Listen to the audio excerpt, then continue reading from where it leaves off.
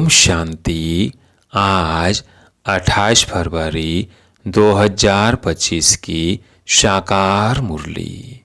आज बाबा ने कहा, मीठे बच्चे, शांति चाहिए तो अशरीरी बनो। इस देवभान में आने से ही अशांति होती है, इसलिए अपने स्वधर्म में स्थित रहो। प्रश्न, यथार्थ याद क्या है? याद के समय किस बात का विशेष ध्यान चाहिए? उत्तर, अपने को इस देह से न्यारी आत्मा समझकर बाप को याद करना, यही यथार्थ याद है। कोई भी देह याद ना आए, यह ध्यान रखना जरूरी है। याद में रहने के लिए ज्ञान का नशा चढ़ा हुआ हो, बुद्धि में रहे बाबा हमें सारे विश्व का मालिक बनाते हैं। हम सारे समुद्र, सारी धरनी के मालिक बनते हैं। गीत है, तुम्हें पाके हमने जहान पा लिया। ओम शांति। ओम का अर्थ ये अहम, मैं आत्मा। मनुष्य भी समझते ओम माना भगवान, परंतु ऐसे है नहीं। ओम माना मैं आत्मा, मेरा यह शरीर है। कहते हैं ना, ओम शांति। अहम आत्मा का स्वधर्म है शांत। आत्मा अपना परिचय देती है। मनुष्य भल ओम शांति कहते हैं, परंतु ओम का अर्थ कोई भी नहीं समझते हैं। ओम शांति अक्षर अच्छा है। हम आत्मा है, हमारा स्वधर्म शांत है। हम आत्मा शांति धाम की रहने वाली है। कितना सिंपल अर्थ है, लंबा चौड़ा कोई गपोड़ा नहीं है। इस समय के मनुष्य मात्र तो यह भी नहीं जानते कि अभी नई दुनिया है व पुरानी दुनिया है। नई दुनिया फिर पुरानी कब होती है, पुरानी से फिर नई दुनिया कब होती है, यह कोई भी नहीं जानते। कोई से भी पूछा जाए दुनिया नई कब होती है और फिर पुरानी कैसे होती है, तो कोई ही बता नहीं सकेंगे।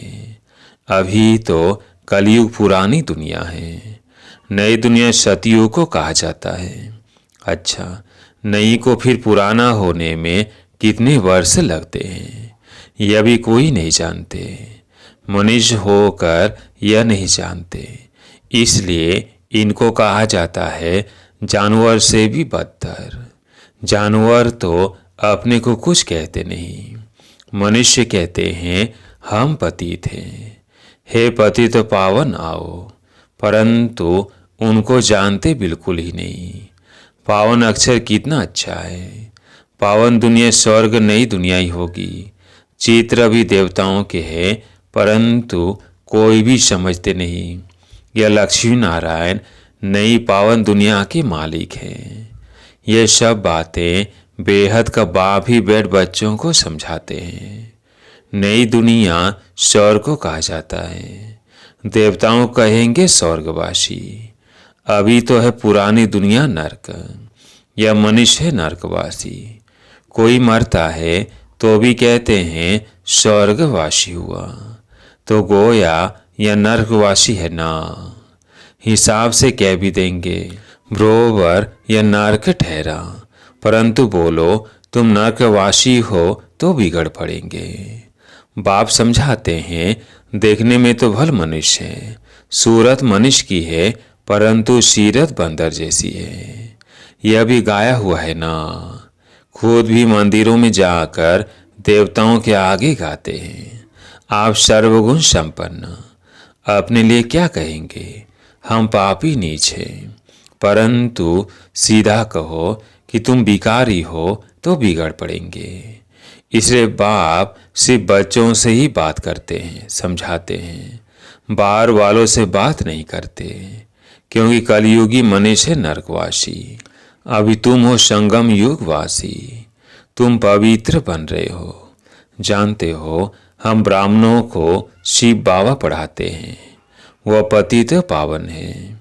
हम सभी आत्माओं को ले जाने के लिए बाप आए हैं। कितनी सिंपल बातें हैं। बाप कहते हैं, बच्चे तुम आत्माएं शांति धाम से आती हो पाट बजाने। इस दुखधाम में सभी दुखी हैं, इसलिए कहते हैं मन को शांति कैसे हो। ऐसे नहीं कहते आत्मा को शांति कैसे हो। अरे तुम कहते हो ना ओम शांति, मेरा स्वधर्म है शांति, फिर शांति मांगते क्यों हो। अपने को आत्मा भूल देह अभिमान में आ जाते हो। आत्माएं तो शांति धाम की रहने वाली है, या फिर शांति कहाँ से मिलेगी। अशरीरी होने से ही शांति होगी, अशरीरी होने से ही शांति होगी। शरीर के साथ आत्मा है, तुमको बोलना चलना तो जरूर पड़ता है। हम आत्मा शांति धाम से यहाँ पाठ बजाने आई है। यह भी कोई नहीं समझते कि रावण ही हमारा दुश्मन है। कब से यह रावण दुश्मन बना है यह भी कोई नहीं जानते। बड़े बड़े विद्वान पंडित आदि एक भी नहीं जानते कि रावण है कौन, जिसका हम एफिजी बनाकर जलाते हैं, जन्म जन्मांतर जलाते आए हैं। कुछ भी पता नहीं। कोई से भी पूछो रावण कौन है, कह देंगे यह सब तो कल्पना है। जानते ही नहीं तो और क्या रेस्पोंड देंगे। शास्त्रों में भी है ना, हे राम जी संसार बनाई नहीं है, यह सब कल्पना है। ऐसे बहुत कहते हैं। अब कल्पना का अर्थ क्या है। कहते हैं ये संकल्पों की दुनिया है, जो जैसा संकल्प करता है वो हो जाता है। अर्थ नहीं समझते। बाप बच्चों को बैठ समझाते हैं, कोई तो अच्छी रीति समझ जाते, कोई समझते ही नहीं है। जो अच्छी रीति समझते हैं उनको सगे कहेंगे, और जो नहीं समझते हैं वो लगे अर्थात सौतेले हुए। अब सौतेले वारिस थोड़ी बनेंगे। बाबा के पास मौतेले भी है तो सौतेले भी है। मौतेले बच्चे तो बाप की सीमत पर पूरा चलते हैं, सौतेले नहीं चलेंगे। बाप कह देते हैं यह मेरी मत पर नहीं चलते हैं, रावण की मत पर है। राम और रावण दो अक्षर है, राम राज्य और रावण राज्य। अभी है संगम। बाप समझाते हैं यह सब ब्रह्मा कुमारियाँ शिव बाबा से वर्षा ले रहे हैं। तुम लेंगे, सीमत पर चलेंगे तो कहते हैं कौन सी मत। बाप श्रीमत देते हैं कि पवित्र बनो। कहते हैं हम पवित्र हैं, फिर पति न माने तो मैं किसकी मानूं। वह तो हमारा पति परमेश्वर है, क्योंकि भारत में ये सिखाया जाता है कि पति तुम्हारा गुरु ईश्वर आदि सब कुछ है। परंतु ऐसा कोई समझते नहीं है। उस समय हाँ कर देते हैं, मानते कुछ भी नहीं है। फिर भी गुरुओं के पास मंदिरों में जाते रहते हैं। पति कहते हैं तुम बाहर मत जाओ, हम राम की मूर्ति तुमको घर में रख कर देते हैं। फिर तुम अयोध्या आदि में क्यों भटकती हो। तो मानती नहीं। यह भक्ति मार के धक्के वह जरूर खाएंगे, कभी मानेंगे नहीं। समझते हैं वह तो उनका मंदिर है। अरे तुमको याद राम को करना है कि मंदिरों को, परंतु समझते नहीं। तो बाप समझाते हैं भक्ति मार्ग में कहते भी हो हे भगवान आकर हमारी सदगति करो, क्योंकि वो एक ही सर्व का सदगति दाता है। अच्छा वह कब आते हैं यह भी कोई नहीं जानते। बाप समझाते हैं रावण ही तुम्हारा दुश्मन है। रावण का तो वंडर है, जो जलाते ही आते हैं लेकिन मरता ही नहीं है। रावण क्या चीज है यह कोई भी नहीं जानते। अभी तुम बच्चे जानते हो हमको बेहद के वाव से वर्षा मिलता है। शिव जयंती भी मनाते हैं, परंतु शिव को कोई भी जानते नहीं है। गवर्नमेंट को भी तुम समझाते हो शिव तो भगवान है। वो एक कल्प कल्प आकर भारत को नरकवासी से स्वर्गवासी बेगर से प्रिंस बनाते हैं, पतित को पावन बनाते हैं। वही सर्व के सद्गति दाता है। इस समय सही मनुष्य मात्र यहाँ है।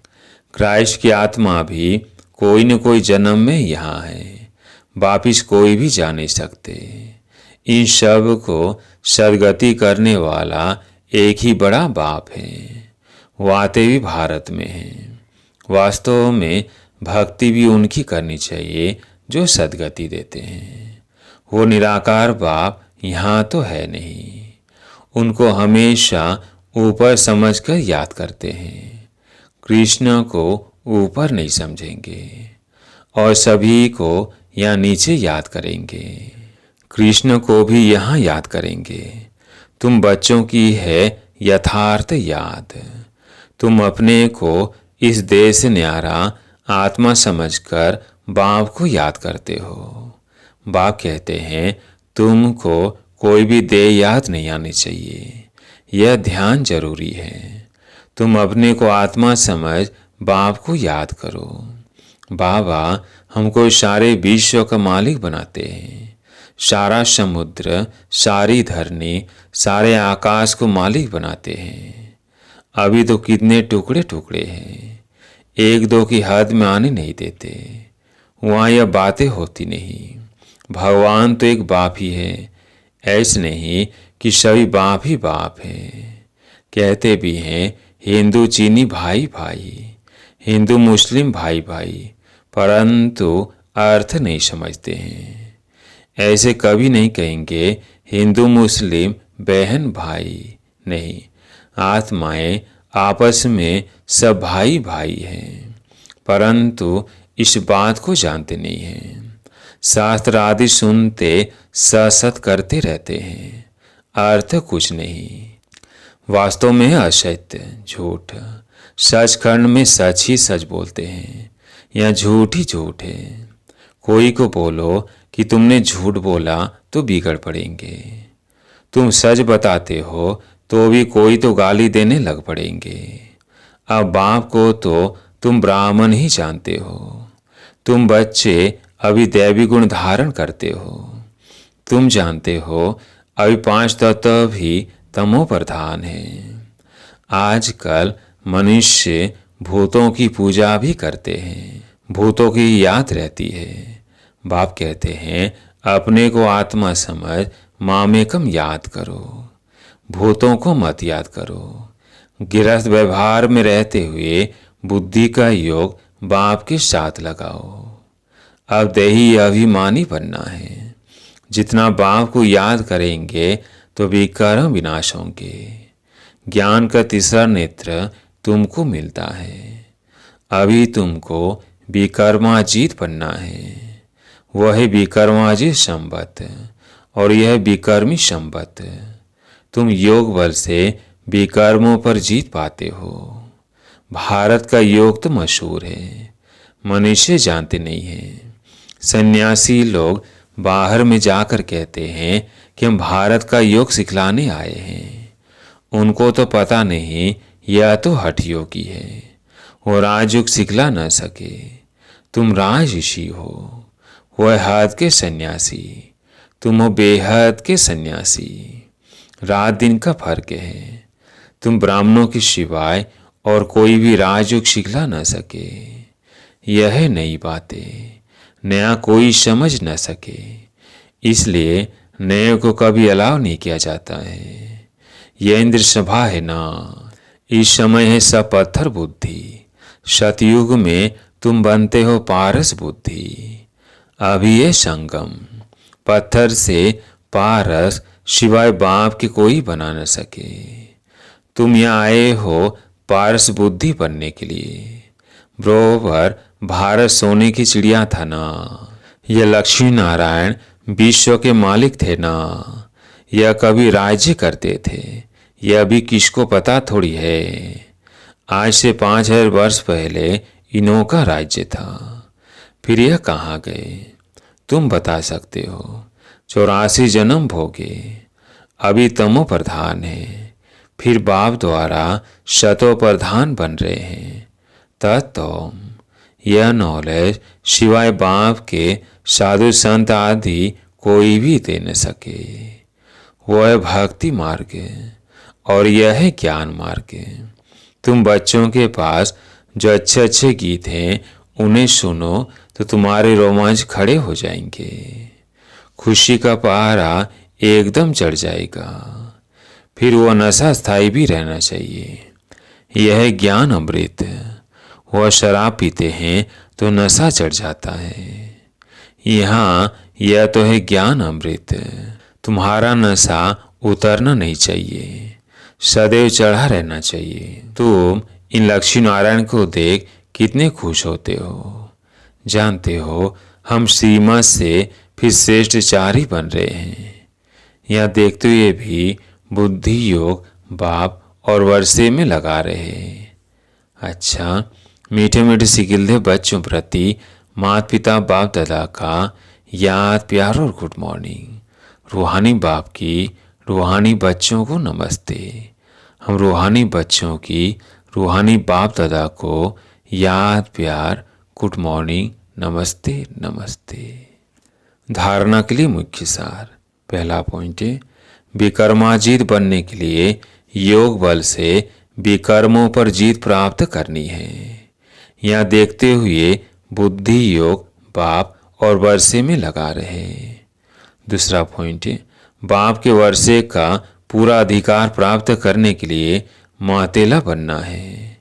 एक बाप की श्रीमत पर चलना है। बाप जो समझाते हैं वो समझकर दूसरों को समझाना है। आज प्यारे मीठे बाबा का वरदान। दिव्य बुद्धि की लिफ्ट द्वारा तीनों लोकों का सैर करने वाले सहज योगी भव। दिव्य बुद्धि की लिफ्ट द्वारा तीनों लोकों का सैर करने वाले सहज योगी भव। संगम युग पर सभी बच्चों को दिव्य बुद्धि की लिफ्ट मिलती है। इस वंडरफुल लिफ्ट द्वारा तीनों लोकों में जहाँ चाहो वहाँ पहुँच सकते हो। सिर्फ स्मृति का स्विच ऑन करो तो सेकंड में पहुँच जाएंगे और जितना समय जिस लोक का अनुभव करना चाहो उतना समय वहाँ स्थित रह सकते हो। इस लिफ्ट का यूज करने के लिए अमृत वेले केयरफुल बन स्मृति के स्विच को यथार्थ रीति से सेट करो। ऑथोरिटी होकर इस लिफ्ट को कार्य में लगाओ तो सहज योगी बन जाएंगे। मेहनत समाप्त हो जाएगी। आज का स्लोगन, मन को सदा मौज में रखना यही जीवन जीने का कला है। मन को सदा मौज में रखना यही जीवन जीने का कला है। आज का व्यक्ति सारा, एकांत प्रिय बनो, एकता और एकाग्रता को अपनाओ। एकांतवासी का डबल अर्थ है, सिर्फ बाहर के एकांत नहीं लेकिन एकांत में खो जाना। एकांत नहीं तो सिर्फ बाहर की एकांत होगी तो बोर हो जाएंगे, कहेंगे पता नहीं दिन कैसे बीतेगा। लेकिन एक बाप के अंत में खो जाओ।